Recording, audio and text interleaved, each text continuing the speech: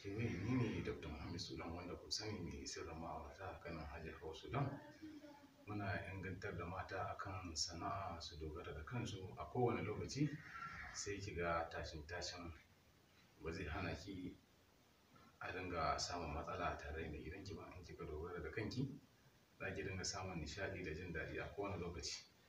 Da mata in dai har suna bibiyan Auratayya TV, zan dinga faɗakar da su yadda za su koya turarukan wuta da humurori da irin kayayyakinmu na mata, wanda za ki dogara da kanki, ki ma 'ya'yanki komai na rayuwa, ki ma ki dinga jin daɗi a kowane lokaci.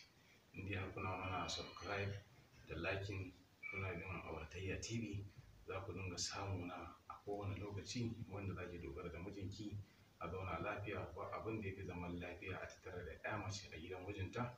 Ba wai kowane lokaci ki dinga fitina namiji, ku samun maskala da rashin fahimta a kowane lokaci. Shiyasa za ki ga aure iya yawan mutuwa. Amma dalilin in kika gyara kanki, karan kanki, ke za ki dinga amfani da humurorin da kike haɗawa, kuma kina saidawa, kin ga kin amfana, kuma kin ci moriyan abun. Saboda haka ku dinga bani hankulanku a kowane lokaci. Za ku dinga samun cikakken bayani a tattare da ku, saboda iyayenki ba za su so ki fita a gidan mijinki ba. Duk uwa ta gari za ta dinga samun 'yarta a gida su zauna lafiya da mai gidanta. Duk uba na gari ba zai so 'yarsa su dinga tashin hankali tare da mai gidanta ba.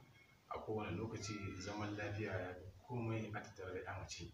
Insha Allah Rabbi, ku dinga bibiya na, za ku sanar da ku. Ni ne naku Dr. Muhammad Sudan, wanda yake da ƙarin bayani ga lambar waya na 070 64 40 51 20. Musamman da zamu yi zuwa anjima, za ku samu sauran bayani a tattare da ku.